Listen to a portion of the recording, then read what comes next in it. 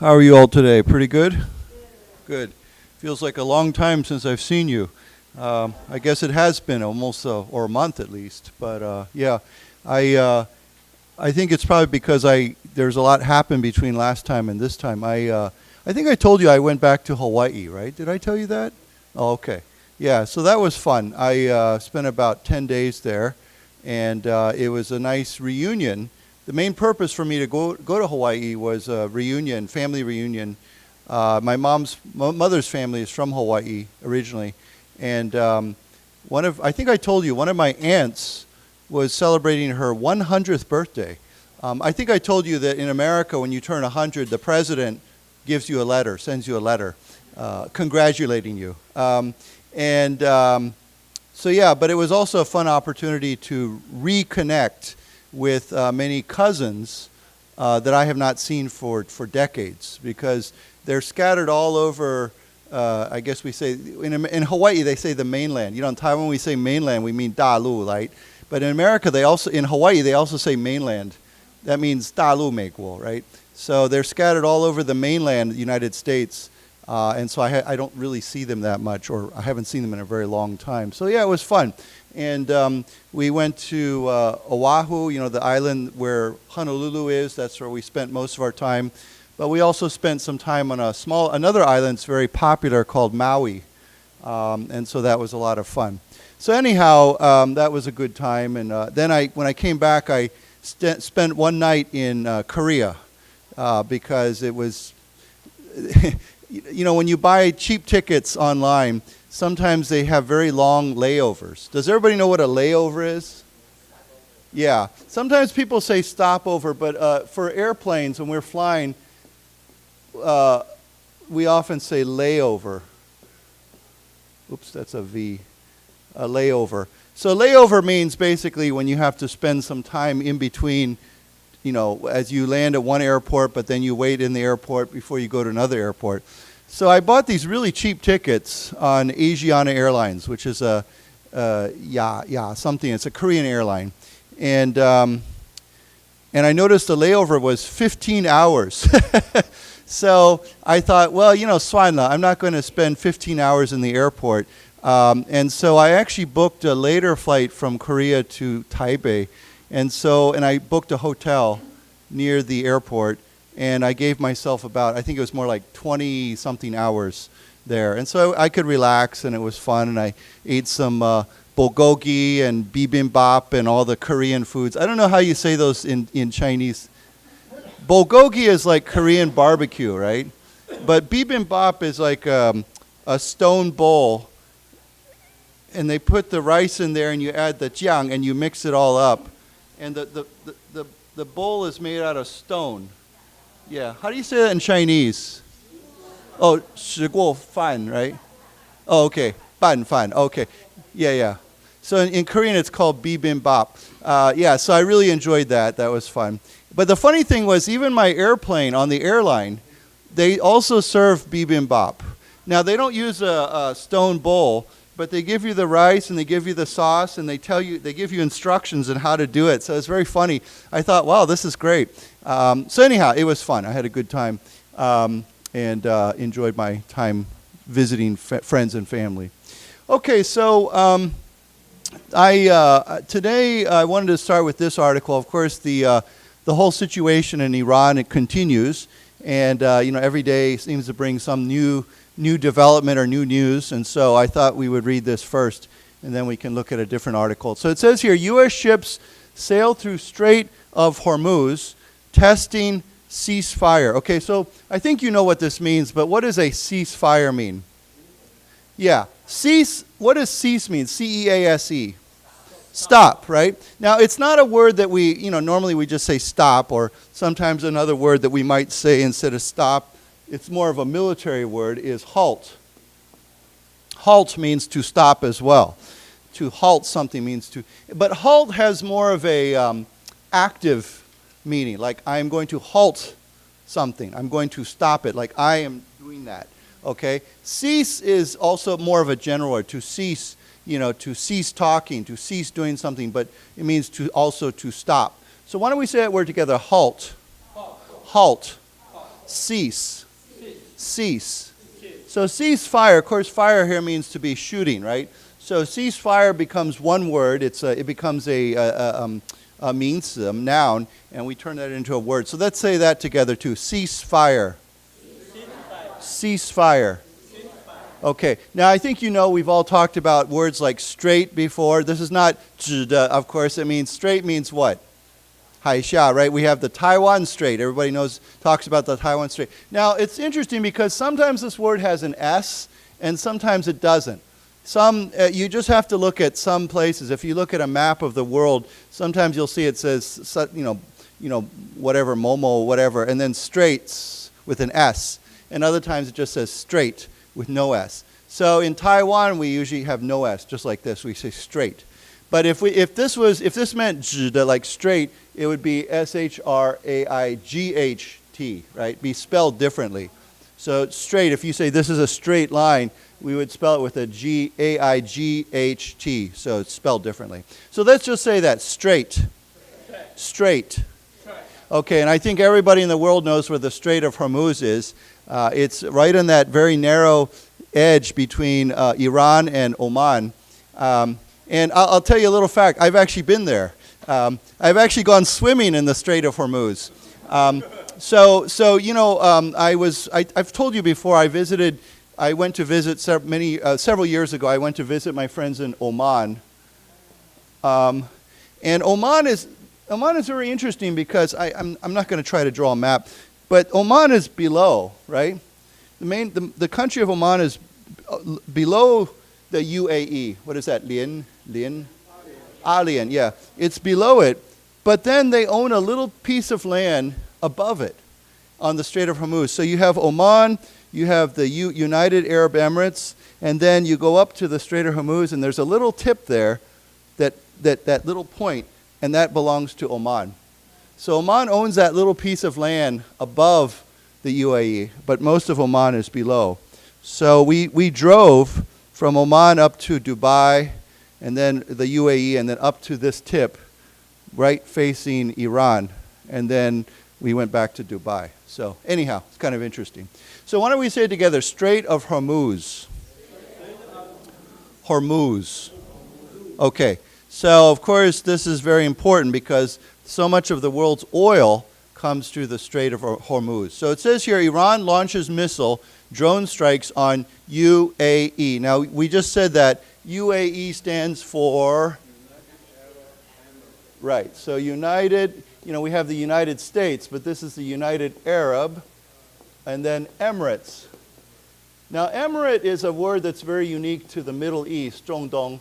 It's like a kingdom, kind of like a 国王,王国, right? But the leader of the Emirates is called an emir. Yeah, so that's like, just like we have a king for a kingdom, right? We have an emir for an emirate, okay? So in the UAE, it's called United because they have several of these. They have Dubai and Abu Dhabi and Sharjah, and there's all these other kingdoms or emirates within this group, okay? So let's say it together, United Arab Emirates. Emirates. Right, but most people simply just say UAE. It's easier that way. Okay, so let's look at this article. It starts here with Pentagon, so I'll read it. Pentagon Chief Pete Hegseth said 2 U.S. commercial ships and 2 Navy destroyers have sailed through the Strait of Hormuz, embarrassing Iranians who claim the key waterway was closed and demonstrating it is safe to pass, while a U.S. blockade of Tehran's port continues. Okay, let's just stop there and read this first paragraph. So, of course, Pentagon, we know what is the Pentagon? Yeah. Yeah, we call it the Department of Defense. Although they changed the name, you're right. They changed the name to Department of War, okay, or the War Department. That's the old name. During World War II, they used the name War Department or Department of War, and then it became the Department of Defense, and now it's the Department of War again. So anyhow, because the building you all know this. The building is shaped like a pentagon. It has 5 sides, right? Pentagon is actually a shape, right? But this building has that shape, so everybody calls it the Pentagon. Now, of course, when we're talking about this building, we use a capital P, right? It's a big P. Of course, this is the start of the sentence. But if we put that word anywhere else, we would still use a big P to indicate that this is an official name. It's not just a shape, okay? So let's say it together, Pentagon. Pentagon. Pentagon. Yeah, and that word penta means 5, right? So pentagon, right? Okay, so of course, if it's 4 sides, it's a square, right? Or a triangle. So yeah, Pentagon chief or head, Pete Heck says, 2 commercial ships. Now what's commercial mean? Sangye, right? So in Taiwan, right, or Taichung, if you drive around and you look at different buildings, somebody might say, oh, that building is a commercial building, right? That means it's used for business. It's not for a home. If it was a home, what we would call it, what kind of business? Yeah, we would say it is a residential building. Okay, so, sorry, that's an E. It's because resident means you live there, right? So you say, is that building a residential building or is that building a commercial building? And of course, you know, in Taichung, there's a big mix of those two. So let's say that together, commercial. Commercial. Residential. Residential. And let's take that sort of word there, resident. Resident. Right, because we are all, I think all of us are residents of Taichung, right? Now, you can take this word and make it even smaller, and you can say to reside, okay? This part here, R-E-S-I-D-E. We could say to reside. You could say, where do you reside? And you could say, well, I reside in Taichung City, or I reside in Beitun, or I reside in that house, right? So it's a word means where do you live? Okay, so let's say that together too. To reside. To reside. To reside. Usually we say to reside in something, you know, in that city. Okay, now of course this word too, we could say commerce with a C-O-M-M-E-R-C-E. Okay, C-E becomes commerce. And commerce simply means what? Business. Yeah, or trade. Okay, you can say he is very involved in commerce. Or, you know, like I am very active. I work with the Taichung American Chamber of Commerce. 台中美国商会, right? And so our official name is American Chamber of Commerce, okay? So we take that word and we make it shorter. So that, again, C-O-M-M-E-R-C-E. Okay, so let's say together, commerce. Commerce. Commerce. Commerce. Which, again, just means business, okay? Now, it's interesting because the word commercial also gets used sometimes in other ways. An old way of using the word commercial is, used to also, sometimes people use this word for 广告. Now, you don't hear that much anymore. Today, most people say ad, you know, AD, or advertisement, right? 广告. But people used to always say, oh, I saw that in a TV commercial. So TV commercial would be, it means a 电视广告, right? So the word commercial sometimes is also used as a 广告, that meaning. Okay. So just remember that. Okay, so he says 2 U.S. commercial ships. So these are not military ships. They're commercial ships. And 2 Navy, you know, 海军 destroyers. Now, destroyer is a kind of ship, a kind of military ship. I don't know how you say that in Chinese. Okay, they're usually small and they're fast. Okay, and so why don't we say together, destroyer. Destroyer. Destroyer. Now, of course, to destroy means to what? To destroy, to blow up. You know, if you can say he destroyed his house, right? Or his house was destroyed by the typhoon, right? Or you know, the bomb destroyed the city. Okay, so destroy means to completely destruct, you know, destruction. So destroy is actually a 名词, a 动词, right? To destroy something. Why don't we say it together? To destroy. To destroy. Yeah, and we can destroy many things. I mean, if you're not careful, you might destroy something that belongs to you, right? Maybe you drop it on the ground or you break it and we destroy it. I mean, destroy means completely gone and it's completely broken. Okay, but here this kind of ship is called a destroyer, and that's a name we've used for many years. Okay, so 2 Navy destroyers have sailed through the Strait of Hormuz, Embarrassing. Of course, if you embarrass someone, you make them, kind of 丢脸, right? Embarrassing Iranians who claim, why are they embarrassed? Because they claim that the key waterway was closed. Now, waterway is a very flexible word, okay? It just means a place where water goes through, where water passes through. So what are some waterways? Of course, one waterway is like a strait, like a haisha, but what are some other waterways?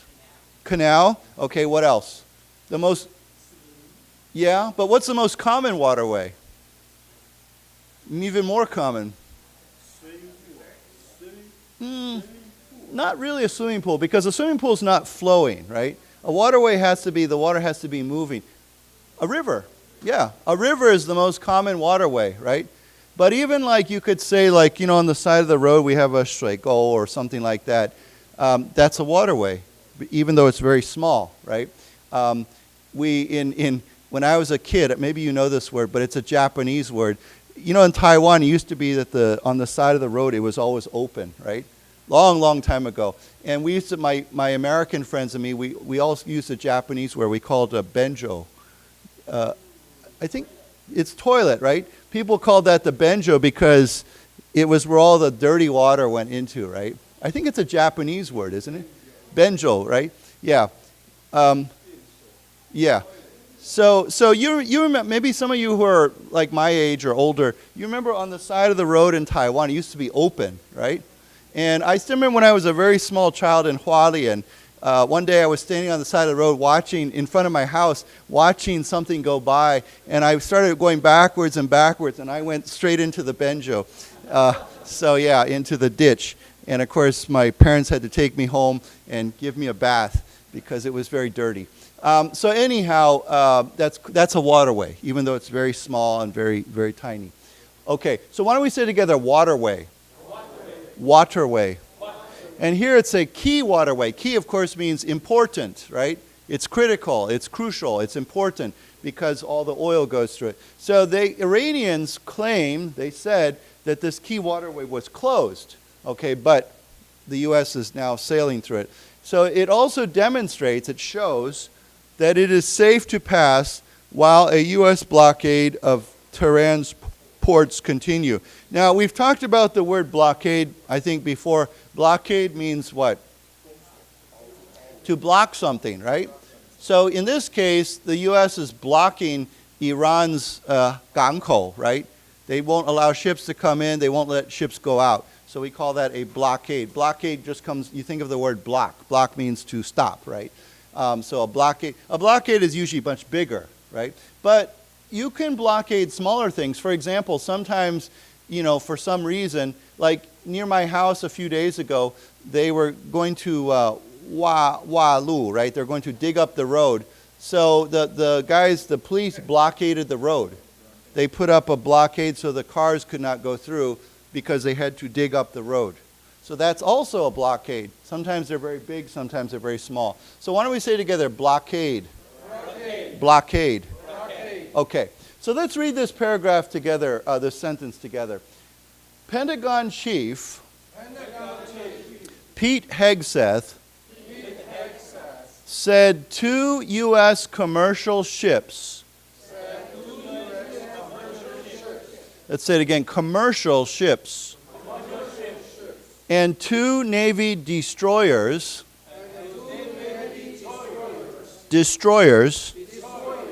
have sailed through the Strait of Hormuz, embarrassing Iranians who claim the key waterway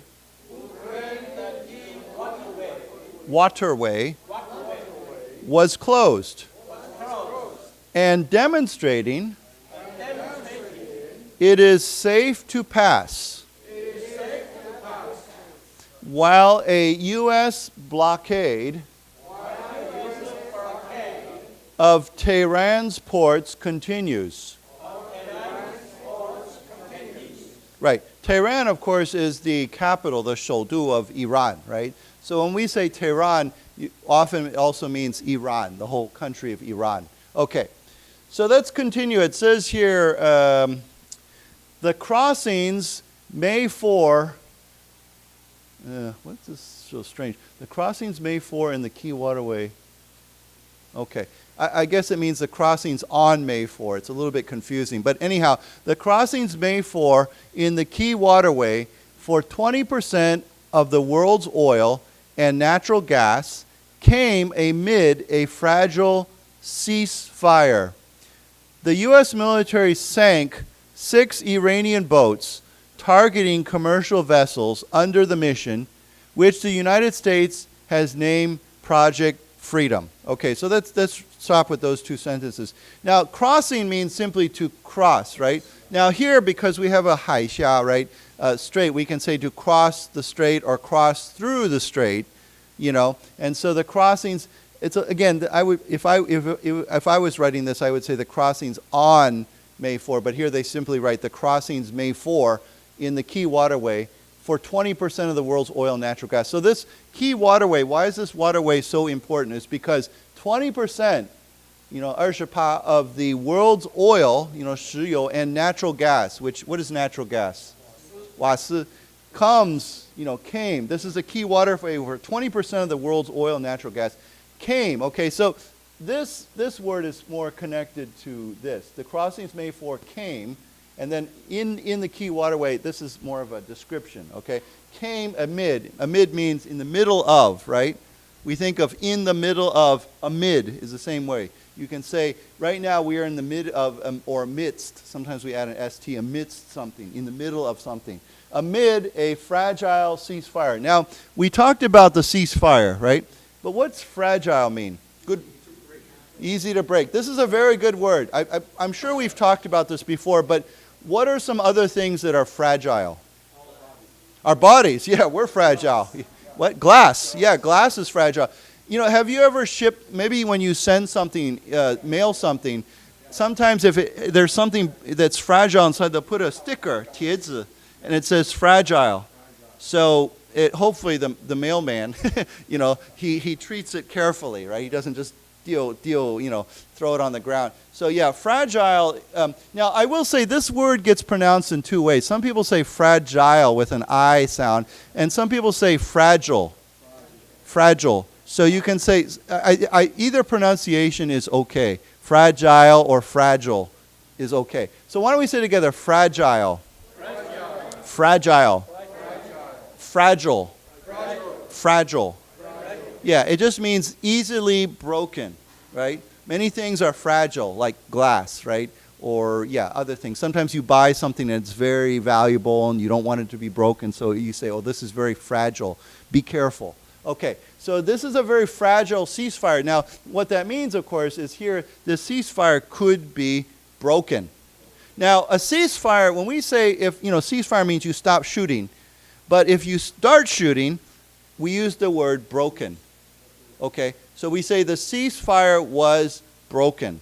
That's the word we always use, to break a ceasefire, So that's why I think it connects very well with the word fragile, because fragile means easily broken. Okay, so it says here the U.S. military sank. Of course, sank means to, to make it go down in the water. Sank 6 Iranian boats targeting commercial vessels. Now, these Iranian boats were targeting, they were shooting at commercial vessels. Okay, now a vessel, we've talked about this word before, is a very flexible word. Vessel usually means container, right? So I see some of you have drinking vessels. You have cups or containers. We could say that is a kind of vessel because it holds water or tea or something else, coffee.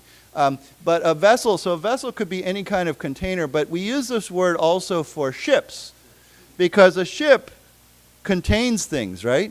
It contains people or oil or cargo or whatever. You can put things in the ship. We can also use the word vessel for space, you know, spacecraft. You know, like recently the United States sent a rocket up around the moon, right? We could call that a space vessel because it holds people. They're inside. It's holding it. In, you know, something inside. So vessel is a very good word, but there's another way we use the word vessel, and that's with our bodies. We call these blood vessels, right? Like our veins. Like we have blood vessels that carry blood because they hold or contain the blood. And so we call those blood vessels. Of course, there's two kinds of blood vessels. There's arteries and veins, right? I learned this in high school. Yeah, and arteries carry the blood from the heart, and the veins bring the blood back to the, yeah, I think that's right. Correct me if I'm wrong. But yeah, we say artery. Am I correct? Is that? Okay. Okay. I'm not a very good student with this stuff, so yeah. So artery, A-R-T-E-R-Y. Artery can also mean, it's a very useful word because sometimes we can use this word for other things. For example, a major road, like like a Taiwan Dadao.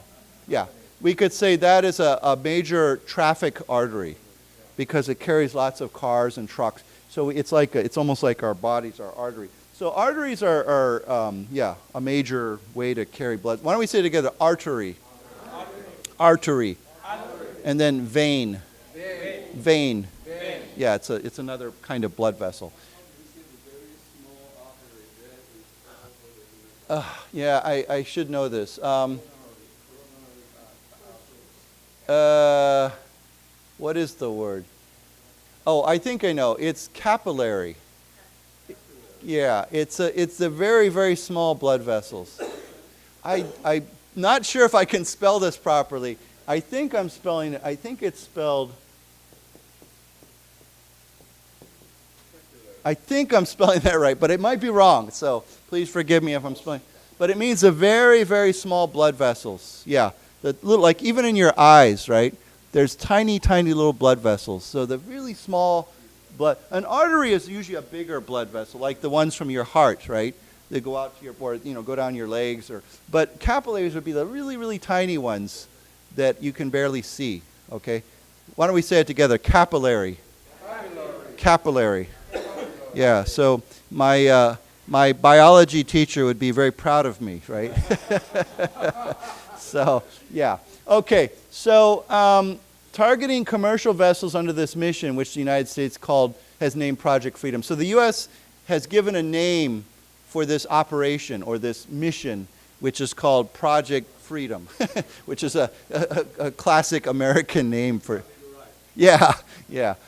Americans like using words like freedom. So anyhow, so let's read this together. The crossings may for in the key waterway for 20% of the world's oil and natural gas came amid a fragile ceasefire. Let's say it again. Fragile ceasefire. The U.S. military sank 6 Iranian boats targeting commercial vessels. Let's say it again. Targeting commercial vessels. Under the mission which the United States has named Project Freedom. Right. You know, I think you all know what a project is, right? It's like something you do, like a mission, a project. And often we do something special, like a special thing that we're doing, like maybe we're working on, we say, oh, this is a school project, or this is a class project, or, teachers like to give their students projects to do. Okay, so this is the official name of this mission or this project. Okay, I just want to know too that, here we say boats. Boats would indicate, the idea is that these are small vessels, okay? If it was a bigger vessel, we would simply say ship, right? Although it's very interesting, I learned this a long time ago, the U.S. Navy, officially, they call submarines, 潜水艇, they use the word boat. They don't use the word ship. So even though submarines can be very large sometimes, officially the U.S. Navy says those are called boats, not ships. Maybe to show a difference between the two. Yeah, maybe, yeah, because, like the Germans during World War II and World War I, they said U-boat, which was a kind of submarine, 潜水艇, right? So, yeah, we say U-boat or boat, yeah. Okay, so let's go on. It says here, Hegseth said May 5 that the boats were carrying only small weapons, but were taken seriously as a threat, and were not going to let a threat to gather. Okay, it's a little bit awkward, but yeah. So he's saying that these Iranian boats that they sank were only carrying small weapons, 小武器, right?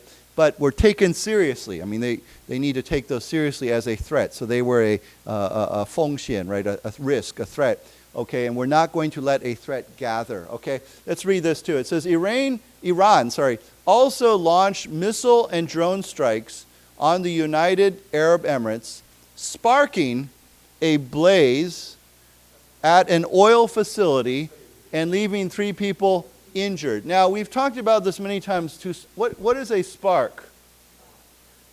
When you have a fire and you have lots of little burning pieces, tiny pieces that fly up from a fire, that's called a spark. And a spark can ignite a fire. It can start a fire. So a spark is a 名词, but it also is a 动词, right? If you spark something, it means you start something. For example, sometimes teachers try many ways to spark their students' interest in learning, right? How do I make my students more interested in learning? How do I spark, or we could say inspire, right? How do I inspire my students so how do I spark their interest? But ignite means to start a fire, right? But we could use this word in other ways too. We could say to ignite your interest, right? To spark your interest, to ignite your interest, to start a fire. Okay, so these words are flexible. We can use them in different ways to start something. Okay, so let's say that word together, spark. Sparking. And then let's read that word too, ignite. Ignite. Yeah, so sparking a blaze or a fire at an oil facility and leaving 3 people injured. So Iran was firing missiles, 飞弹 and drones, 无人机 at the United Arab Emirates. Okay, so let's go ahead and read from here. Okay, Hegseth said May 5 that the boats were carrying only small weapons, but were taken seriously as a threat. Okay, let's say that part again. Taken seriously as a threat. And we're not going to let a threat to gather. Gather. Iran also launched missile and drone strikes on the United Arab Emirates.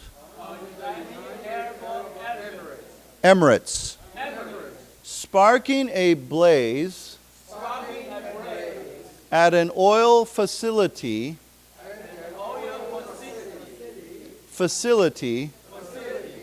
and leaving 3 people injured.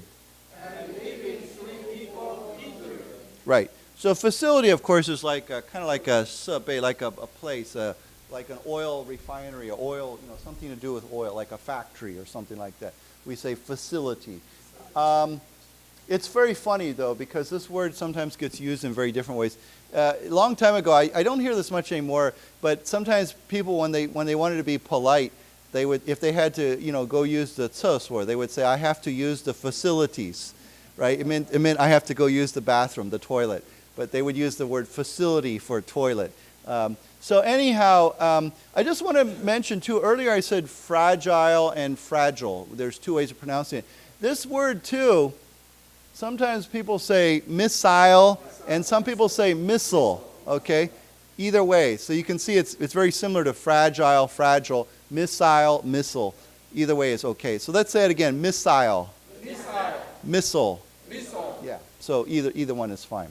Okay, So let's go on. It says here, yes.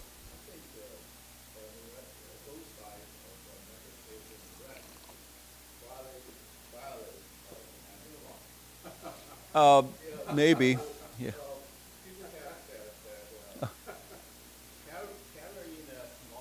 Yeah.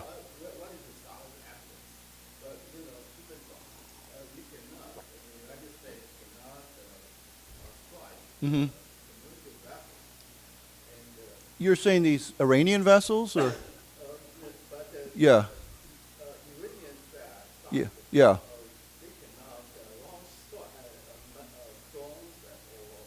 Yeah, missiles. Right.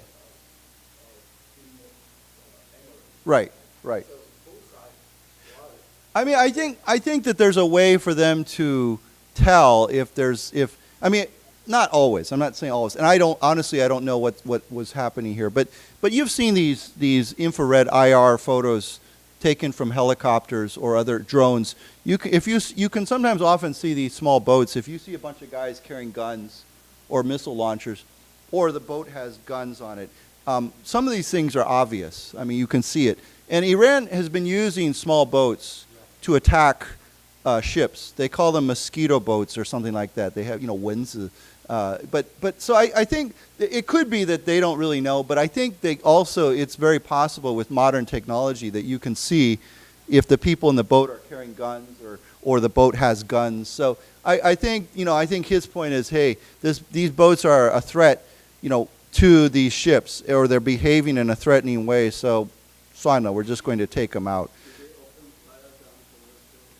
Maybe, but I think with this war going on, I don't think the U.S. cares if they open fire. I think if they're there and if they think these boats are a threat, they're just going to destroy them, especially if they see weapons. So, I haven't seen the video. I don't know what they're looking at. What? Yeah. Mm-hmm.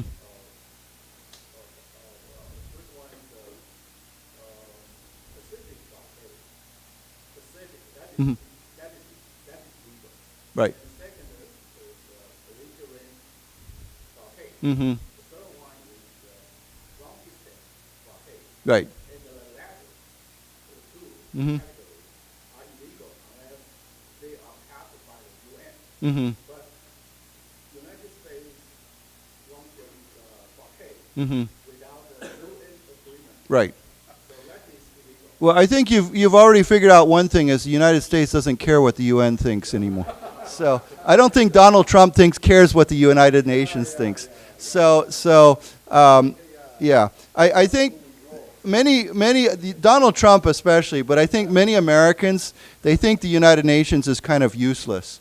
So I don't think they care what the United Nations thinks anymore. If you notice something about Donald Trump, it almost seems like he's trying to create new structures to replace some of the structures that the United Nations uses. And the United States has pulled out of some United Nations organizations like the World Health Organization and some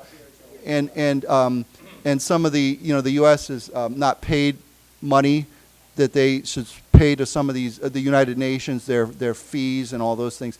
So I think under this president, he thinks the United Nations is, the U.S. is not saying we want to leave the United Nations completely. Of course, the U.S. is a member of the Security Council, but I think the United States says, the UN it's corrupt, it's not working, and so, and I think to be very honest, when you look at, there's one problem, I think, this is my personal opinion, but I get this from a lot of sources. One thing the United States sees right now is that China is starting to dominate many of the United Nations organizations. So China has a lot of influence now over multiple, in fact, the head of many of these UN agencies are Chinese. And they use their power to block many things or to do things that favor China. So I think, including things that are anti-Taiwan, right? When Taiwan wants to do anything that China says, no, we block this, block that, Taiwan can't do that. So I think the United States, I'm not saying only because of Taiwan, but for many other reasons, the United States says, well, you know what? Why should we support an organization that that doesn't just favors China. And I'm not saying that's the only reason, but perhaps this is one of the reasons. Uh-huh. Mm-hmm. The what? Oh, after hegemony, yeah. Oh, okay, okay. Yeah. Yeah. Yeah. Mm-hmm. Mm-hmm. Mm-hmm. Mm-hmm.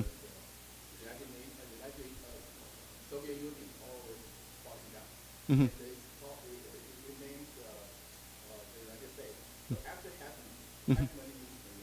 Mm-hmm.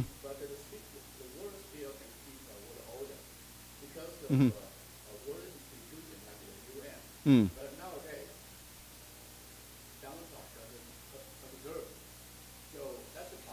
Well, but I think Donald Trump has a point. I think Donald Trump and many people who are skeptical of the United Nations they have good reason to be so, right? Because does the United Nations ever put any force behind their words? Do they ever enforce things around the world? They don't really do much anymore, honestly. And I mean, even if you look at I'll give you an example. Look at their Human Rights Commission. Look at who's on the Human Rights Commission. Half the countries on the Human Rights Organization for the United Nations are the biggest violators of human rights, like China, right? You know, and so I think a lot of people look at the United. I'm not saying that I think the United Nations was created for a very noble purpose, and it has done a lot of good things. But I think increasingly, many people, not just Donald Trump, but many other people look at the United Nations and they're a bit skeptical. And so I think what the United States is saying with the United Nations is not that we're going to leave or we're going to get rid of the United Nations, but the United Nations needs to reform, 改革. If they don't reform internally some of the problems that they have, then why should we keep supporting it, right? And again, they're not saying we want to get rid of it or leave it or anything like that, but they're saying, I think Donald Trump's administration and not only Donald Trump, but many others are saying, we're going to use our financial resources to pressure, the United Nations to 改革, to reform, otherwise we're not going to support it. So I think that's the point. And so I think that, I'm not saying I completely agree with what this administration is doing, but I do think that they also have some good points for this. There's some good cases for that. And again, when I look at the United Nations and I see China heading up all these different organizations and using their power to influence those countries to do what China wants them to do, then you have to ask, well, is, who's the United Nations really serving? Is it serving the interests of the whole world, or is it serving the interests of China, or countries like China? So I don't know. I think it's a very complicated issue. And we're in a very interesting situation right now, not just with this, but with many other things. So yeah, it's complicated. So anyhow, what are we going to say here? Oh, so anyhow, we've read this, right? Yeah, okay, sorry. I forget now. We get carried away. Yeah, so anyhow, let's go on. So there's a good word here I want to read. It says, as tensions seem to ratchet higher, Brent crude traded lower May 5 after Hegseth announced the successful transit of 2 American flag vessels through the strait. The global oil benchmark was down nearly 3% to about $111.26 a barrel. Okay, so this word ratchet, what does ratchet mean? To turn, to tighten, okay? So if you ratchet something up, it means you tighten it. It's like a screw, right? When you tighten a screw, you turn it and it gets tighter and tighter. So ratchet means to raise, to tighten or to raise. It's an interesting word, but anyhow, it means, when we ratchet up something, we ratchet up the pressure, we ratchet up the tension, that it means we increase it. It's just another way of saying to increase something. Okay, so why don't we say it together? Ratchet. Ratchet. Yeah, it's not a word we use every day, but anyhow. Tension, of course, means that pressure, that stress, okay? As tensions between, of course, this is tensions between the U.S. and Iran and many other countries in the Gulf, seems to ratchet higher. Brent crude traded. Now, crude means crude what? Oil. Okay, and what is crude oil? What does that mean? Yeah, it's unrefined. Okay, so this actually leads us to some interesting unrefined, okay. Okay, so refined, unrefined. Okay, there's many things that are refined and unrefined, like oil, okay. When we take oil out of the ground, it's unrefined, it's crude, okay. But then we send it to a, what do we call that factory? Right, we send it to a refinery, and it makes the oil into petroleum products like gasoline and other things, right, that we can use. But what are some other things that are unrefined, like, yeah, so I'll come to that, but let's start with objects first. The first thing that comes to my mind is sugar, right? I still remember when I was a kid in Hualien, we went down to a sugar factory, Taitang, right? And they had different kinds of sugar, but the unrefined sugar was brown sugar, right? It was very rough and brown, but then you had refined sugar, which was white and very fine, right? So we call that refined sugar or unrefined sugar. But what you said is very correct, is people can be refined or unrefined, right? So if someone is very refined, what does that indicate for a person?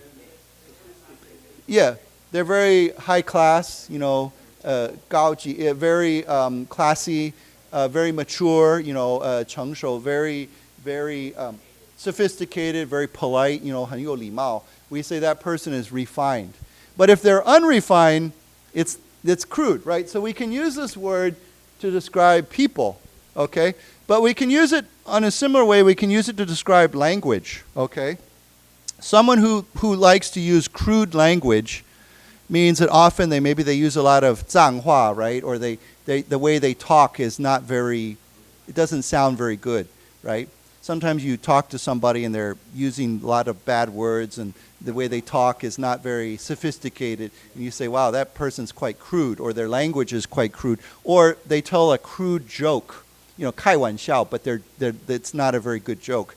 So we say a crude joke, or we could say an unrefined language. Unrefined, well, usually we just say a crude joke, but unrefined language, okay? So this word can used to be describe an object like oil or sugar, but we can also be used to describe a person or language, how we talk, okay? So these are good words to know. So why don't we start with this word, crude. Crude. Refined. Refined. Unrefined. Unrefined. Refinery. Refinery. The word refinery really is only usually used for oil. We don't, I guess we could say a sugar refinery. Yeah, you're right. So steel, oil, sugar, we could say refinery. But when I think of refinery, I almost think of oil. That seems to be the most common use of that kind of factory. So anyhow, yeah, crude can also mean not very complicated. For example, let's say I'm trying to draw a picture, and the picture is very simple. We could say that's a very crude picture. It doesn't mean it's bad, but it means it's very simple.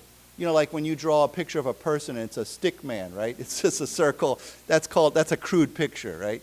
If I draw a beautiful picture of somebody, you could say, oh, well, that's a beautiful picture. It's a portrait. But if I just do this, that's a person. That's a very crude picture of a person, right? It's not complicated. Yeah. Crass means impolite. So if someone is a very crass person, it means it's kind of similar to crude, but it means that they're very kind of not very 不礼貌, kind of like we could talk about a crass joke, a person who is crass. It's very close to crude. Okay, why don't we say it together? Crass. Crass. Yeah, it's not as common as the word crude. Crude is more common. Okay, so Brent is British, I believe. 英国, it's oil. North Atlantic, yeah, 北 whatever. Yeah. Beihai, yeah. So anyhow, Brent crude, that's oil from there. So we say Brent crude traded lower. So it was selling for a lower price after Hegseth announced a successful transit. Transit, of course, means to pass through, right? Like I told you this several times, when you go to an airport, usually they have arrivals and transit, right? Arrival means you're going to stay there, and transit means you're going to just pass through the airport to go somewhere else. 转机, yeah. So transit of 2 American flagged vessels. Now, ships have different flags, right? So here we have these ships have an American flag on them. I know in the world many ships have like countries like Panama. Yeah. I remember when I was a child in Huari, and we would go down to the Gangko and I'd look at all the ships and see what flags they have, and many of the ships had a Panama flag. Okay. There's another country. It's very interesting. They sell ship licenses to many countries, and you used to always see their flags, but they're not a very well-known country. Is Liberia. Does anybody know where Liberia is? Africa, yeah, West Africa. Shifei. There's a country called Liberia, and many of the ships will sell licenses or whatever to registration to those ships. And so yeah, you used to see Liberian ships everywhere, even though the ship owner was not probably Liberian, probably they're from somewhere else. But and Liberia has a very interesting history. Does anyone know what their history is? Slaves, yeah. So American slaves were given a chance to go back to Africa and have their own country there, and it was called Liberia. Okay, and so yeah, we have this. Yeah, so it's like the word liberation, right? Yeah.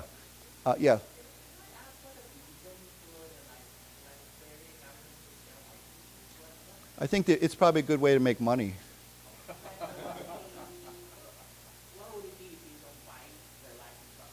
It's probably much cheaper. I'm guessing. I'm completely guessing here, but maybe their registration is cheaper than many other countries. And I think Liberia is also kind of a neutral country, right? It's not like United States or China or somewhere else. And so people think, oh yeah, Liberian flag, you can go anywhere, right? So yeah. So it's kind of interesting. Liberia, different countries sometimes have funny little industries like Liberia. I know that some countries, tiny little countries, they like to sell 邮票, stamps, because collectors like their stamps, and they make beautiful stamps. There's a tiny little country in Europe. I don't know if I even spelling this right. It's called Liechtenstein. I think I'm spelling this right. Yeah. It's tiny. This country is probably smaller than Beitun, right? It's tiny. It's a very small country, and it's surrounded by Switzerland or Germany. Switzerland? I forget. But they sell stamps, 邮票, because their stamps, the country's so small that many people think their stamps are very unique. If you get 邮票 from them, and their stamp, I think their Yoju likes to make beautiful stamps so that collectors will like. So they sell stamps. I think they have banks, so people put their money in those banks because maybe they think nobody will touch their money there. But anyhow, it's a tiny little country. Europe has several countries that are really, really, really small. And many people don't even know them. Another one is called San Marino. And there's another country called Andorra. And then there's what's the city with lots of money? Monaco.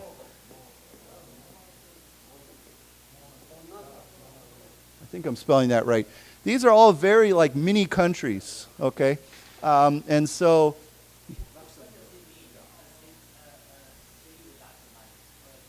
Monaco is famous for rich people. Rich people they like to put their boats there, their yachts there. It's a very wealthy place. All the big money is there. I think they are. Yeah. But I know that Andorra, San Marino, Liechtenstein, these are tiny countries. Again, honestly, I think they're smaller than Beitun district. And probably less people than Beitun district. But yeah, very tiny, and you can go there and look around and buy their stamps. So anyhow, it's kind of fun. The what?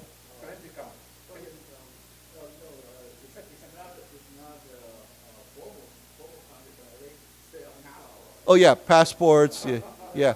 But these are official countries. I mean, yeah. There is one other tiny country, and I think you all know this country because it's kind of important to Taiwan.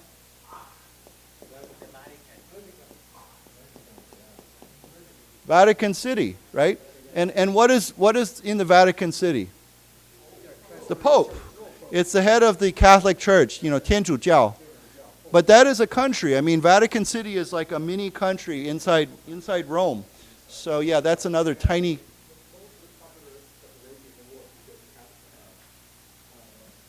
The Catholic. But they're not official citizens of that city though, right?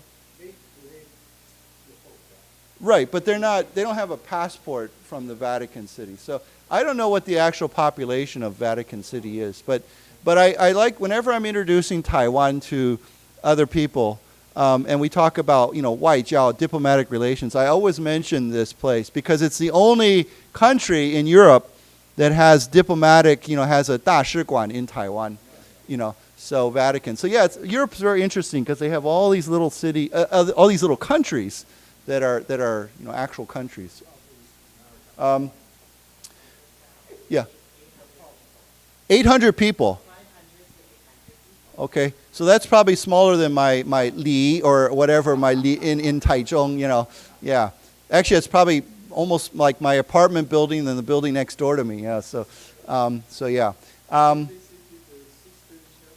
I have, yeah. Yeah, it's beautiful. Michelangelo, he did the painting on the ceiling. Yeah, they have these special chairs that you can sit in that have the back, so you can lean back and just look at the ceiling. So it's pretty cool. Yeah. So anyhow, yeah, these are. If you ever go to Europe, maybe you can visit some of these countries and you get there. I don't know. I think they're all part of the EU now too. So I don't think they will, stamp your passport. That's one of my big disappointments now is so often when you go to a different country, they don't stamp your passport anymore. They just, it's all like a e-gate, I like getting my passport stamped, And when I went to Shanghai, they just gave me a little piece of paper, like this, and they stuck it in the passport, but they didn't stick it in, So when I went to Hangul for one night, they did stick something in my passport, so I was very happy. But many countries, they don't do that anymore, including Taiwan. I notice if you go through Taipei, Taoyuan, they don't stamp your passport. But if you come through Taichung, they'll stamp your passport, probably because they don't have an e-gate, right? So you still have to go through immigration. Anyhow, let's go back to this. So it says here, the global oil benchmark. Now, benchmark is a very good word. I don't know if we've learned this before, but what does that mean, a benchmark? It's like a standard. Like a 标准, right? Okay. So if, for example, we can use this word in many different ways. For example, well, I'll use an example that maybe it's not a great example, but when some of you maybe like to go golfing, 玩那个高尔夫球, right? Every golf course, every hole on the golf course has something that we call par. Okay, and par means the average, the 标准, for how many times you hit the ball to go in the hole, right? And so we say this is on par or above par or below par, right? Benchmark would be similar. It's the idea that what's the standard for this anything. It could be like, for example, a 考试, right? What's the benchmark? It means what's the almost like a goal, kind of like your 目标, or what's the standard that everybody should follow. So the word benchmark is a very, very good word to reveal standard. But also par, even though this is a golf word, we might say above or below or subpar, SUB. So we've never learned this word before, but this is a great word because if you go to a 餐厅, let's say you go to a restaurant and you try the food, and your friend says, how was the food there? And you say, oh, wow, it was above par. It means it was above my expectations. Like, I thought this was great. But you might say it was below par, or you might say it was subpar. Subpar means it did not meet my expectations. You know, I had this 期待 or this 期望, and it was below that. So the word par, even though it's from golf, is very common. This word, we use it very common in everyday life. Above par, below par, subpar. Okay, so why don't we say the word together? Par. Par. Above par. Above par. Below par. Subpar. Yeah, very good word to remember. But then let's say this word together. Benchmark. Benchmark. Okay, so you might, companies like 公司, they often have a benchmark for something. So you say, what's your benchmark for this project? Or what's your benchmark for that? It means, what's your standard, your 标准 for something? Okay, so here the global oil benchmark was down nearly 3% to about $111.26 a barrel. And what is a barrel? A barrel is tong, right? So we say, why don't we say together, barrel. Barrel. Now, of course, we have big barrels and small barrels. We have oil barrels, we have whiskey barrels, we have many kinds of barrels. Okay, so let's read this together. As tensions seem to ratchet higher,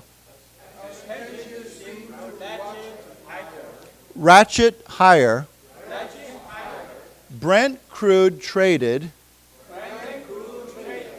lower May 5. After Hegseth announced the successful transit of the two American flagged vessels. Again, American flagged vessels through the strait. The global oil benchmark was down nearly 3% to about $111.26 a barrel. Of course, cents, you know that word, right? C-E-N-T-S. Yeah, cents.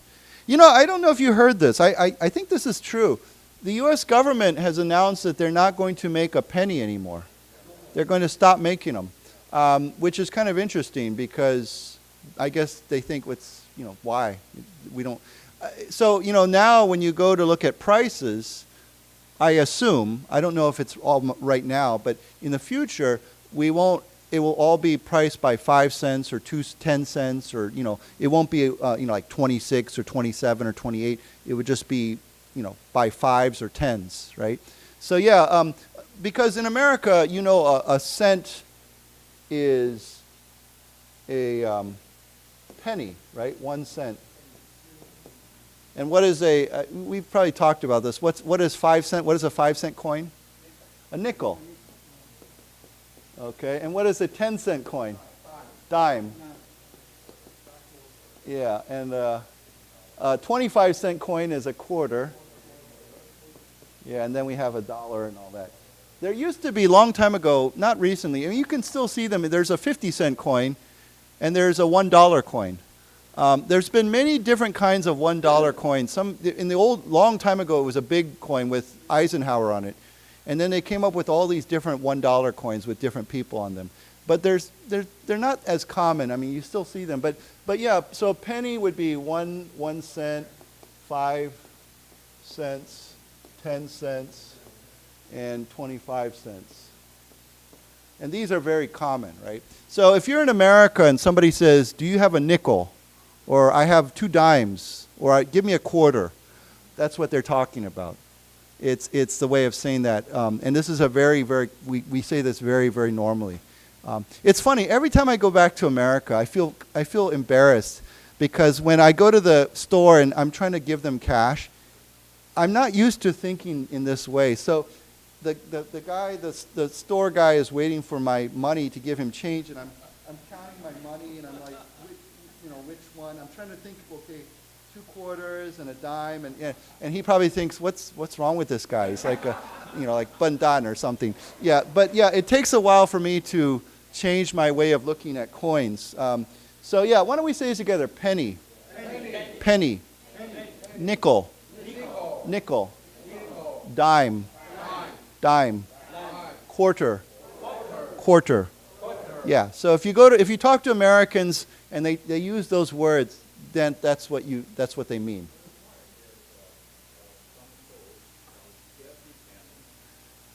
But that's a name, and it's spelled differently. J.C. Penney is spelled with an E. There's a 百货公司 in America that's very famous called J.C. Penney. Just like there's another store called Sears. Yeah. But those are, they're starting to go, many of them are closing because many American, it's funny, in Taiwan they're still opening lots of new shopping malls. Like we just had the new Hansen 百货公司, shopping mall, 购物中心. But in America, many shopping malls are closing because people do online shopping, and they don't, maybe they think the mall is kind of old, and so many shopping malls over the last 50 years, they have a J.C. Penney's and a Sears in the same shopping mall, 2 different 百货公司. The what? Yeah, Sears Tower. Sears is a very famous company, but they have a lot of Sears have closed, and a lot of J.C. Penney's have closed. I really like J.C. Penney. It's one of my, even though it's an old store. There's another very famous department store called Macy's. Yeah. Bloomingdale, yeah. There's many. Macy's is famous because every year in New York they have a Macy's Day. I think it's Thanksgiving, 感恩节. They have a parade, a big parade with balloons and yeah. So anyhow, these are all. That's a department store. They're gone. Yeah. I will say, when you say department store, the word department store in 美国, it's very different from department store in Taiwan. Because when I tell Americans, oh, 星光三月 or Sogo department store, they're thinking this kind of department store. But this kind of department store is not like the Taiwan department store or日本department store is more like a shopping mall, right? Because you go there and there's many, many, many 品牌 and it's huge, right? But when you go to Sears or J.C. Penney's, it's much smaller. It's more like a 家乐福 size, maybe, and so it's different. So when I say 星光 Mitsukoshi or Sogo or I always say that's a mall. Basically, it's like a shopping mall. It's not when I'm talking to 美国人, because this is, for them, that's a department store.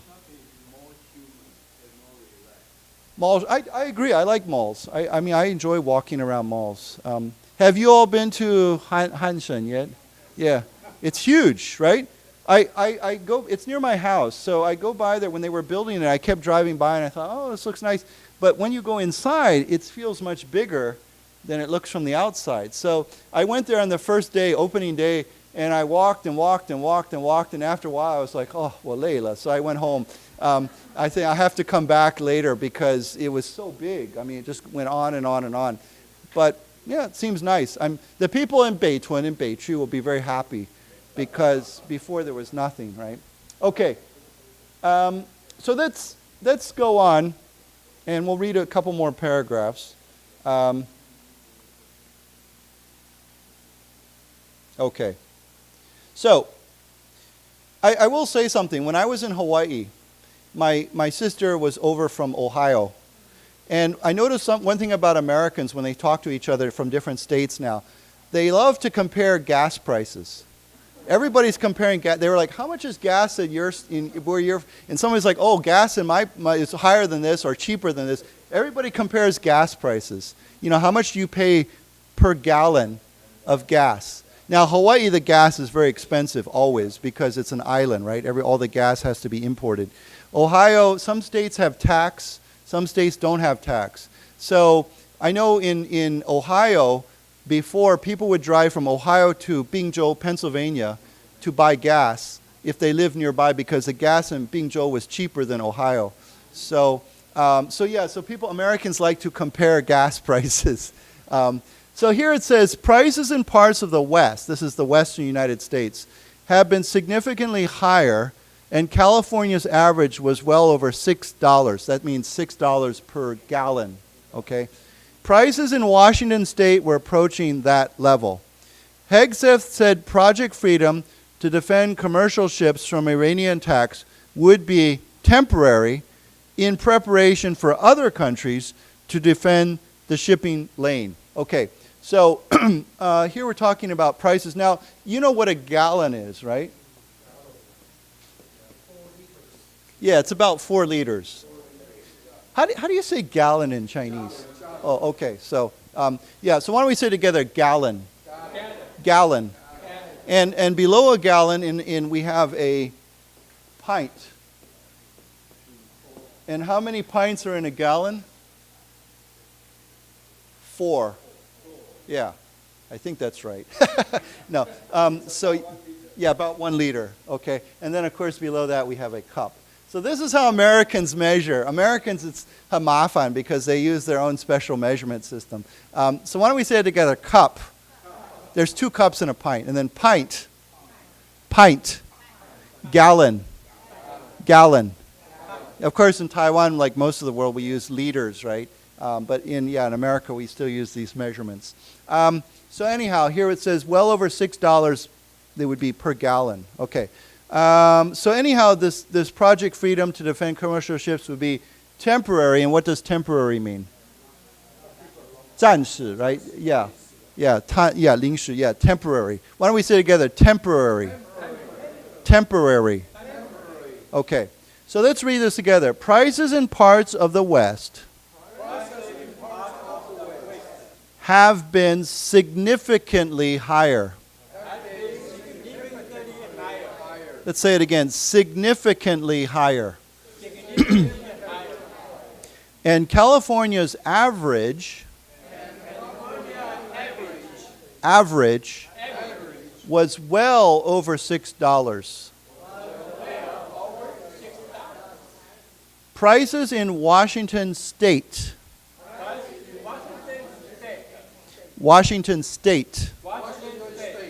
were approaching that level. Hegseth said Project Freedom to defend commercial ships from Iranian attacks would be temporary in preparation for other countries to defend the shipping lane. Now, what is a lane? Well, it means a waterway, but what does lane normally mean? 巷子, right? Yeah, so, or you know, like, 车道, yeah. So, you know, when you're driving, they always say before you change lanes, you should use your 方向灯, right? Your turn signal to change lanes, okay? Otherwise, you might hit a motorcycle. So, we say a traffic lane or a car lane or a motorcycle lane, right? Or we say in Taiwan, we have the slow lane and we have the fast lane, right? 慢车道 and the 快车道. So we use the word lane a lot. Now, lane can also be in Taiwan, we use alley for 巷, and actually, lane would be 弄, I think, right? So alley and then lane. This is just Taiwan's specific use. Alley is bigger than a lane, but it's funny because when I think of other countries, in other countries, alley is often smaller than a lane, but it's 不一定, right? It's 不一定. It's not for sure. But when I think of an alley, I think of something very, very small, and a lane might be it's also small, but maybe a little bit bigger. But it's very similar. Why don't we say together, alley, alley, lane, lane. Okay, I just want to make sure you know it says significantly higher, of course, means much higher, right? And then when we say well over, it means a lot over, not just a little bit, but well over $6. And then, of course, prices in Washington State the reason why we say state, of course, is because this is not Washington, D.C. This is Washington, Zhou. We're approaching that level, approaching this level, $6, okay? So that's pretty expensive, I mean, for gas, you know. And especially, you know, Americans, you know, we like to drive big trucks. We like to drive big cars. So, you know, I have friends that tell me if they drive a truck, like a pickup truck, when they fill up the gas tank, it can cost over $100, you know, to fill up their gas tank, which is, I think, is crazy, right? So, anyhow. Gas guzzler, yeah. Yeah, that's a very funny, yeah, a gas guzzler. Because the word guzzle, we've never learned this word. To guzzle means what? To swallow quickly. To drink or swallow very quickly.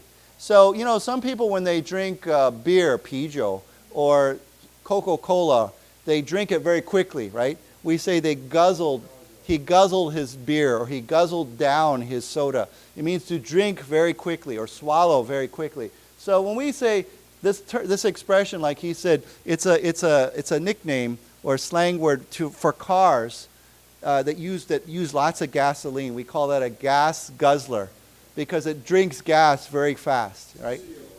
Yeah.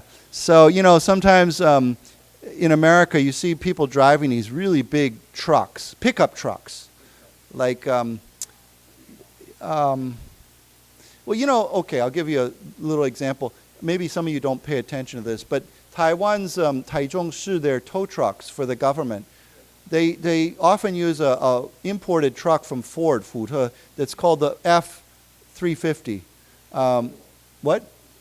Yeah, it's a big truck. But many people drive those trucks for their own personal use, right? I mean, not just, that's the kind of truck they use for their everyday driving. And you can imagine how much gas that truck burns, you know? Because Ford has a F-150, F-250, F-350. They have I think they have a 450 too. And these trucks are huge. So anyhow, Americans like that.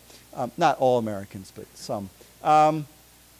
Okay, so anyhow, I think we can go to a different article. We've kind of covered.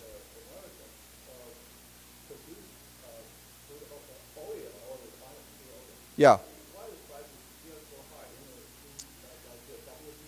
That's a good question.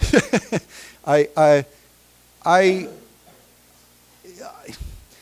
know, that's actually a very good question. I really don't know, because you would think if the U.S. is one of the world's biggest oil producers, that oil would be much cheaper, right? But so I'm not quite sure why oil, or why the situation in Iran has influenced the oil prices so much, right? So yeah, that's a good question. I really don't know.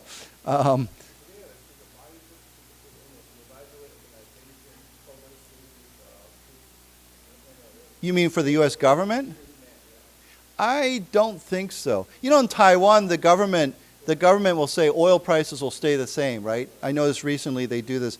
But I don't think in America there's no central... I think if it was a war, like if there was a major war like World War II, the U.S. government would have the authority to control certain prices. But I think for something like this, I think that they can't tell oil or gas companies or gas stations how much to charge. I don't think so. So, yeah, I'm not completely sure on that. There's an article. Oh, here's the article. I think this is quite interesting. So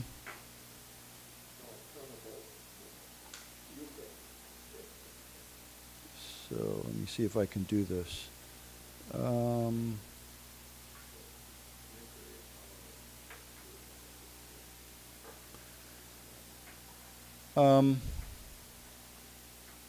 Does anyone have any questions about anything we've talked about?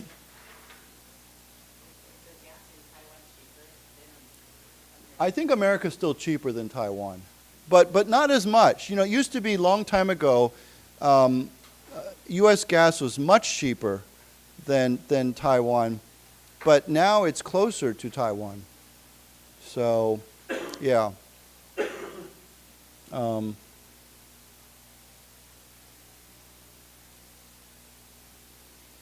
me just highlight this. So this is, in Taiwan, there's a big debate and discussion over nuclear energy, right? And so I think it's very interesting. This discussion goes back and forth. And, I've had this conversation many times with people in Taiwan, friends of mine and other people that have a debate or discussion with me about nuclear energy. Is it good? Is it bad? Do we need it? Or do we need to, But anyhow, so I saw this article today and I thought, well, this is kind of interesting. So you know where Chernobyl is, right? Okay, you know what happened there, right? Big disaster, okay. So here it says, 40 years after Chernobyl, a nuclear power revival, safe sectors and the Iran war have helped propel its comeback as a key energy source. This is the headline. Okay, so let's say it together, Chernobyl. Now the way I think this is correct, we pronounce this with a sh sound, not a ch sound. So let's say it again, Chernobyl. Is it Chernobyl? Honestly, I don't know. Maybe the Russians say it Chernobyl, but I've always heard it said Chernobyl, but I could be wrong. Yeah. So anyhow, it says 40 years after Chernobyl, a nuclear power revival. What does revival mean? To come back. Okay, so it comes from the word to revive. Okay, we can revive many things, right? We can revive an industry like hangye, right? Or gongye. We could revive a old building. We could revive ourselves, right? Sometimes if somebody, well, I'll give you an example. Sometimes when somebody has a heart attack and their heart stops beating, the ambulance or somebody who's just there will help revive them. It means to bring back to life, okay? Yeah. So, I think some of you know CPR, right? CPR, you give somebody. So anyhow, that's a way of reviving a person. But you can anything can be revived. It means to bring back to life, make it alive again. Okay. So from the word to revive, we have a 名词. We say revival. Okay. Now we could have many kinds of revivals: spiritual revival, industrial revival, political revival. Right? Anything that comes back to life. Maybe you have some sort of a political party and they're really down, but then suddenly they come back again. We say they had a political revival, or a leader, like a politician. They could have a revival, their political career could be revived. Okay, so let's say it together: to revive. To revive. Revival. Revival. So here it says a nuclear power revival. Nuclear power is coming back. Okay, so it says here, safer reactors and the Iran war have helped propel its comeback as a key energy source. When we say its, we're talking about nuclear power. So propel nuclear power's comeback as a key energy source. Now, several words here. First of all, what is a reactor? Yeah, like to create nuclear energy, you have to have a nuclear reaction. R-E-A-T-I-O-N. A reaction is when I'm not a scientist, but I think you know what I'm saying. But that place where there's a reaction is called a reactor. Okay, so that's a nuclear reactor. So Taiwan has had several nuclear reactors in the north and the south. Okay, so it says safer reactors. Why don't we say together, reactors? Reactors. Reactors. So because we have safer reactors and also because of the Iran war have helped propel nuclear energy's comeback. Okay, what does propel mean? To push, okay? So, I think we've talked about this before, but on many airplanes or older airplanes, we have a propeller, okay? That's an R. And propellers, you have and it spins, right? And it makes the airplane go. That's called a propeller. Okay, so of course with 喷射机, jets, we don't use a propeller. But, actually, there's something called a turboprop, which uses a propeller. It actually is a jet engine. But anyhow, I won't get into that. So why don't we say together, propel. Propel. Propeller. Propeller. Right. So you could say he was propelled into his career by his teacher, or someone pushed him into his career, helped him into his career, into his job or his success. To propel means to push. So anyhow, this has helped propel nuclear energy's comeback. Now maybe we've talked about this, but what is a comeback? It's like a revival, but it's like a return. It means to be good again, or be great again, or to be famous again. Okay, so again, like when I think of a sports team, like Yundong, like maybe a team, they fell, they're doing very badly, but now they have a comeback. The team they're winning again, right? They're doing good again, and maybe they win the championship, and we say that team had a great comeback. Or a person, maybe you were very famous, and then you went down, and now you're making a comeback.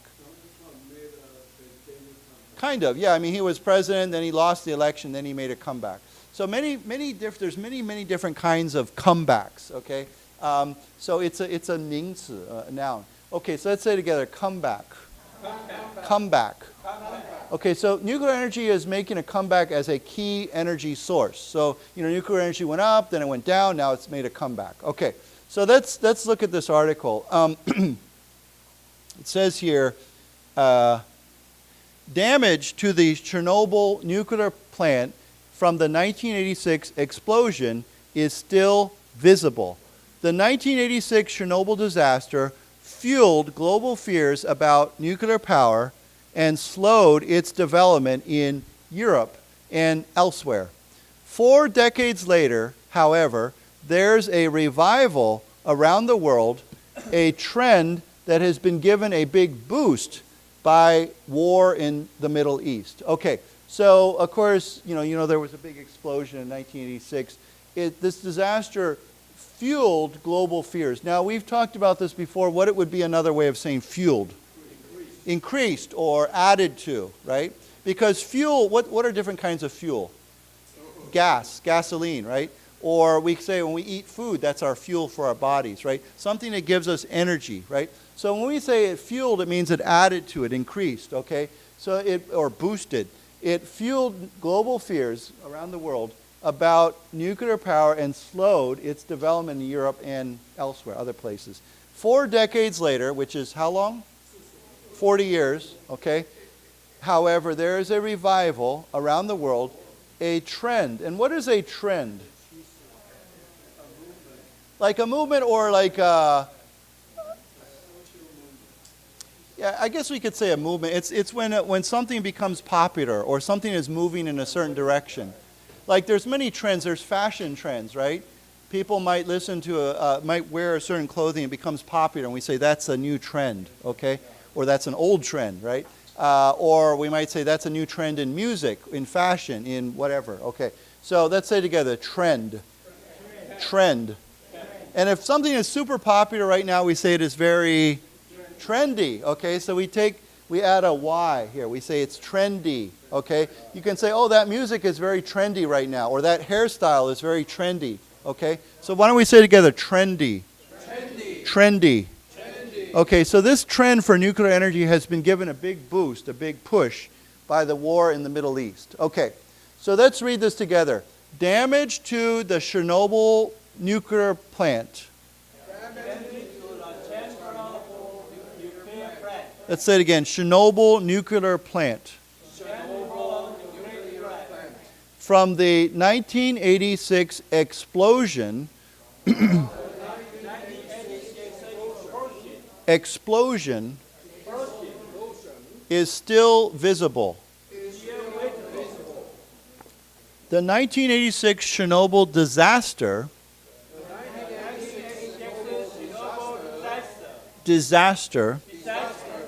fueled global fears about nuclear power and slowed its development in Europe and elsewhere. 4 decades later, however, there's a revival around the world. A trend that has been given A big boost by war in the Middle East. Okay. So it says here, more than 400 nuclear reactors are operational in 31 countries, and about 70 more are under construction. Nuclear power accounts for about 10% of the world's electricity, equivalent to about a quarter of all sources of low carbon power. Okay, when we say equivalent to, what does this mean? It would be a simple way to say that would be equal to. Okay, sorry, equal to. So we could say equivalent to or equal to, either one is fine. Why don't we say together equivalent to? Equivalent to. Equal to. Equal to. So this is about the same as a quarter, suffenji, of all sources of low carbon power. Now, I think you know what low carbon, you know what that means, right? Yeah, D-time, yeah. So like wind or solar or whatever. Okay, so let's read this then. More than 400 nuclear reactors. Let's say it again. Nuclear reactors are operational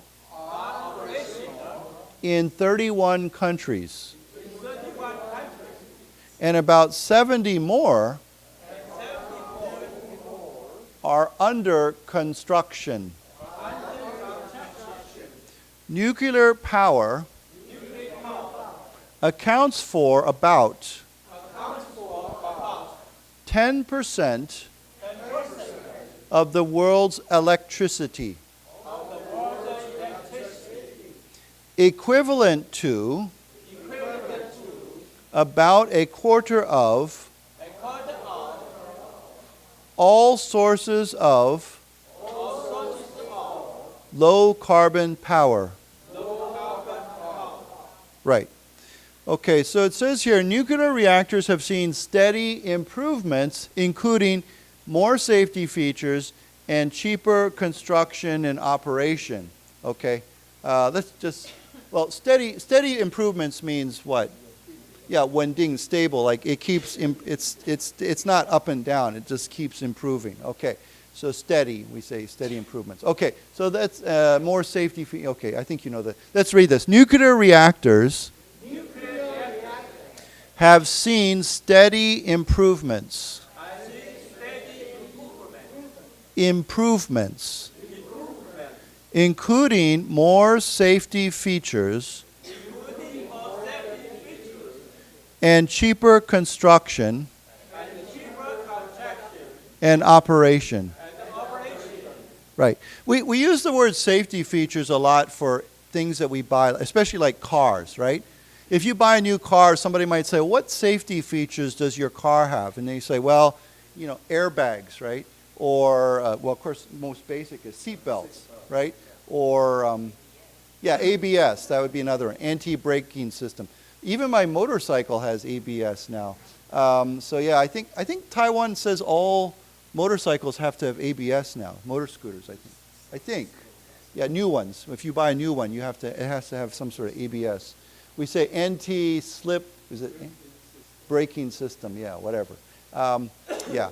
So yeah, safety features are very important when you buy products. Okay. So here it says, although Chernobyl and the 2011 Fukushima nuclear disaster in Japan diminished the appetite for such power sources, it was clear years ago that there probably would be a revival, said Fatih Birol, Executive Director of the International Energy Agency. Okay, so you know Fukushima, of course. Many Taiwanese paid attention to that. It says these two disasters diminished the appetite for such power. Diminish, what's another word for diminish? Not reduced, right, or decreased. Okay, so we could say reduced or decreased, diminished, okay. These are all similar words. Deter means to prevent, so it's different. This means to reduce. Okay, so why don't we say together, diminished, diminished, reduced, reduced, decreased, decreased. Right, I mean decrease, you think the opposite would be to increase, right? But here it's to decrease, to diminish. Okay, so diminish the appetite. Now I know we've talked about this word. What is an appetite? How much you can eat, like, or how much you're hungry for, right? Now, the most normal appetite is for food, right? But, you know, we could say we have appetites for success, we have appetites for many things, right? Not just a person, but a country or the world. The world has a great appetite for energy, right? Or oil, or whatever. You know, Taiwan needs more and more energy, so we could say Taiwan has a growing appetite for energy. We need energy like electricity. So, but here it says reduced or diminish the appetite for this kind of power source. So people were not as interested in nuclear energy. But it was clear years ago that there would probably be a revival. It would come back, okay? So let's read this. Although Chernobyl and the 2011 Fukushima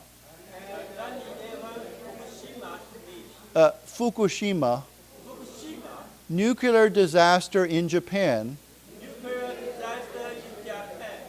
diminished the appetite for such power sources, it was clear years ago that there probably would be a revival, said Fatih Birol, Executive Director of the International Energy Agency. Okay. So anyhow, it's, let's see here. With the war in the Mideast, I am 100% sure nuclear is coming back, he added.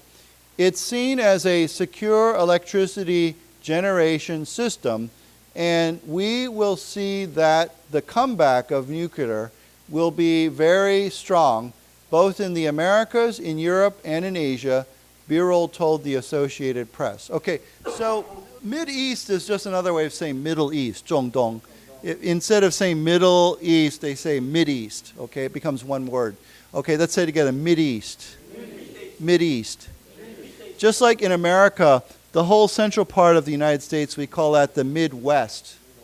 So when people say, like if you think of states like Illinois or Michigan or Iowa, or we say that's all part of the Indiana, Ohio is kind of more the east, considered Middle Atlantic, but yeah, those states are all part of the Midwest.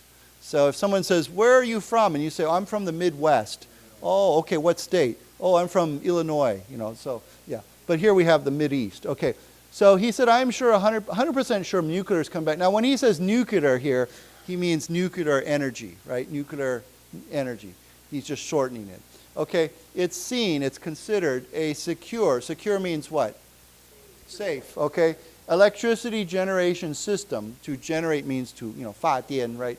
Electricity generation system. And we will see that the comeback of nuclear or nuclear energy will be very strong both in the Americas and Europe and Asia. Okay, so let's read this then.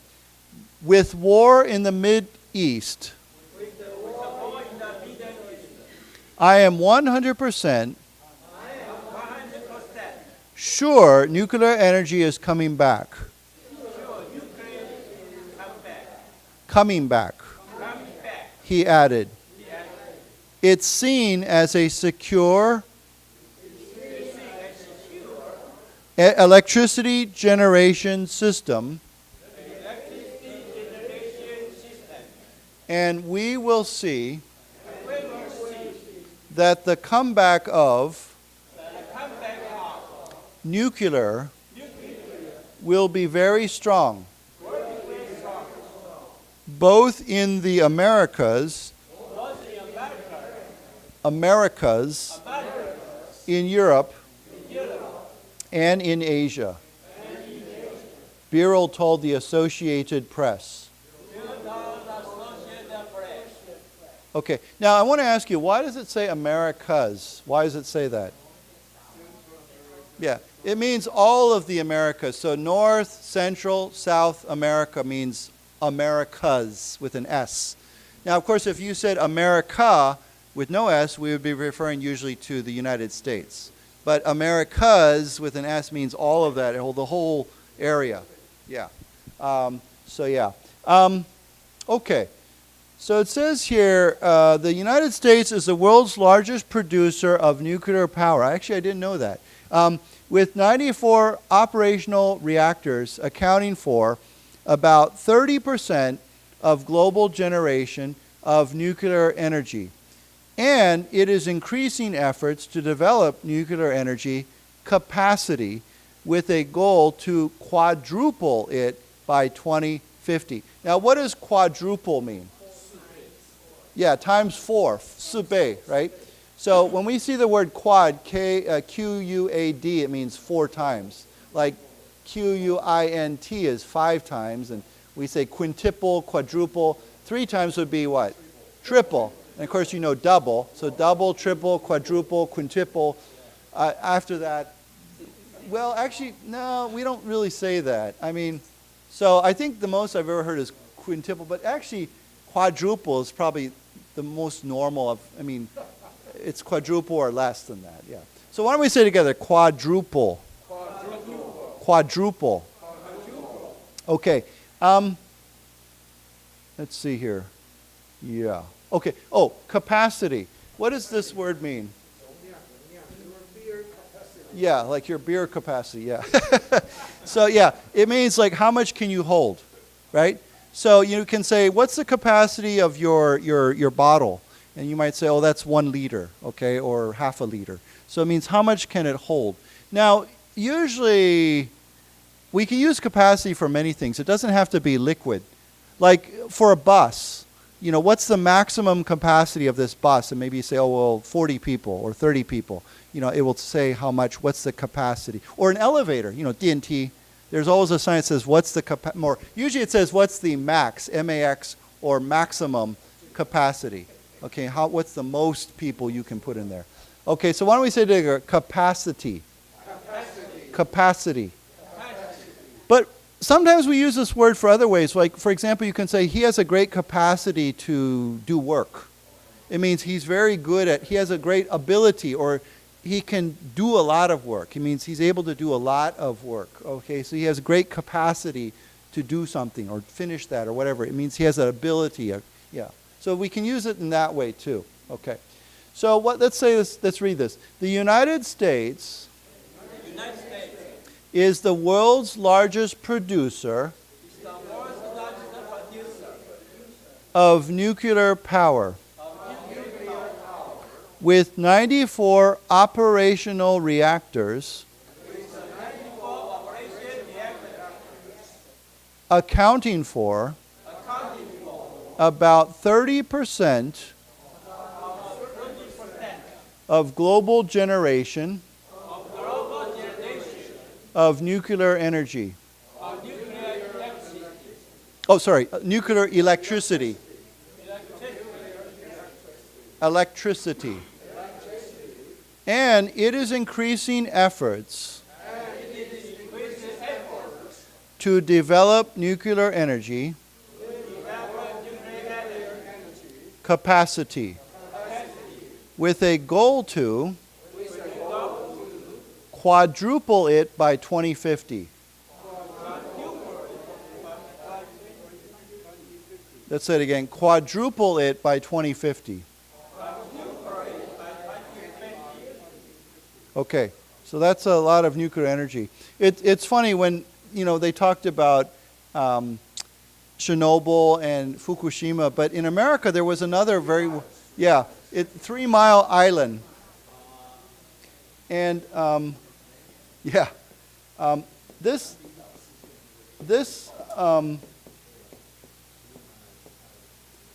this place is like 20 miles from my house in Pennsylvania.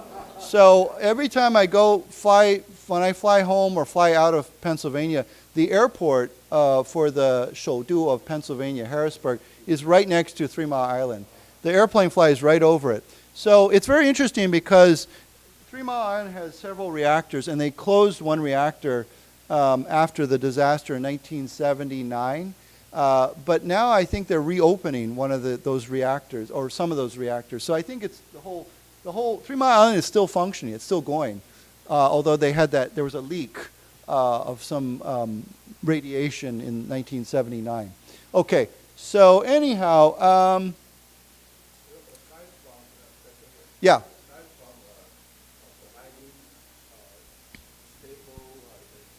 Right.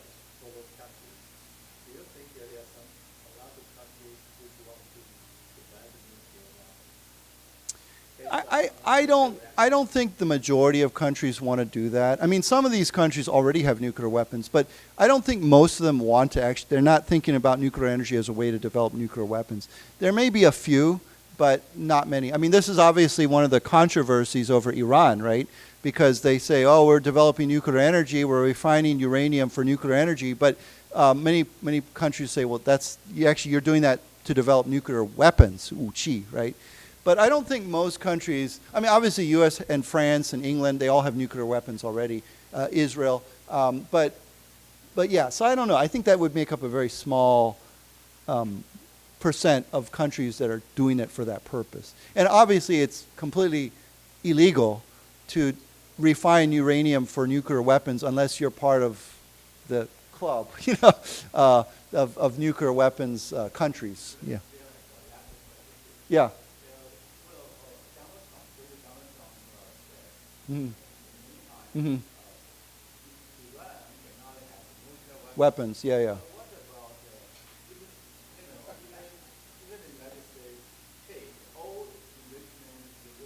Enriched uranium. Uranium.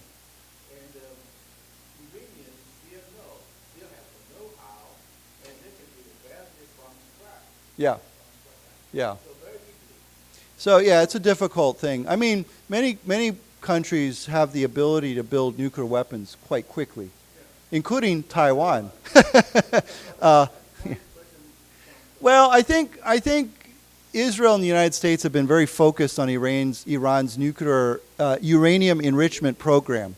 And so I don't know. I mean, I think the point is to try to delay or control that if possible.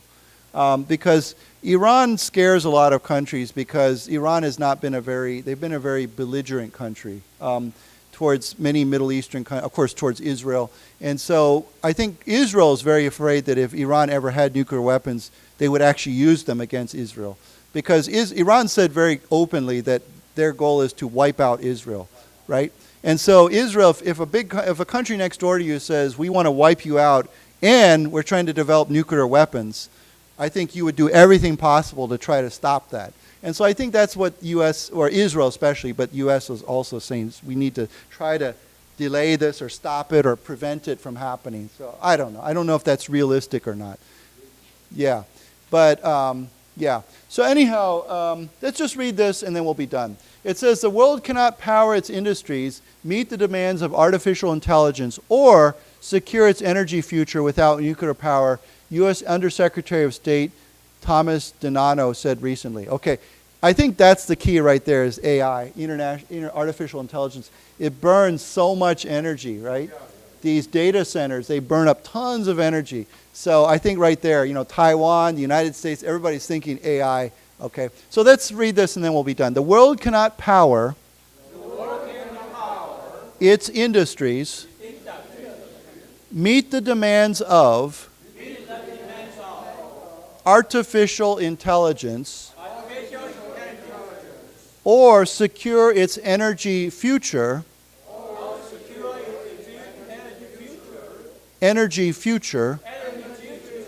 without nuclear power.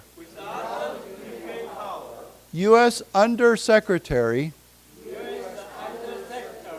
of State Thomas Donano said recently. Right. So I think you all know, of course, AI is artificial intelligence. That's the word. And the word power, of course, in this case, is a 动词. It's not a 名词. To power something means to generate, to make it go. Yeah. Okay, so so good to talk to you. And I just want to actually let you know about a little tiny event that's happening on Saturday night. Actually, I'm having lunch with a guy. We've talked about this many times, but I've talked about how Taichung used to have many 美军 living here. There's a guy that wrote a book recently. Well, not that guy, a different guy. My sister gave me this book, and I saw the Taipei Times reviewed it, and then I found out this guy is coming to he's in Taichung right now, but the book is called Made in Taiwan. And this guy was a military policeman, MP, in Taichung at Qingxuangang and downtown for about 5 years in the early 70s. So I read the book, and then I got in touch with him, and he's in Taichung right now visiting. And so on Saturday night, down on Zhongshan Road, I can send it to Miller if he wants to share it with you. But he's giving a speech about his experiences in Taiwan and, of course, about his book. It's a very interesting book because it just talks about all his experiences as a 美军 in Taichung for those years from, I think, 1969 to 1971. What? During the Vietnam War. But he was, first he was at Qingxuangang, and then they moved him downtown. There was a U.S. military compound near Nanjing Lu, near the Huozhizhan. So the U.S. military had a police station there, and so he would always go down to Wuquan Lu and Taiping Lu. There were many bars there, right? And they would look for 美军 that were getting in trouble, and then they would arrest them and take them back to the jail. So anyhow, he has, Yeah, well, he knows all those bars. And the bars had a very funny name. All those bars on Wuquan Lu were called, the nickname was the Dirty Dozen. Now, the Dirty Dozen is the name of a movie, right, from that era. But the nickname for those bars on Wuquan Lu was called the Dirty Dozen. And dozen means 12, right? And so many 美军 that used to be in Taichung, sometimes I hear from them, they say, is the Dirty Dozen still in Taichung?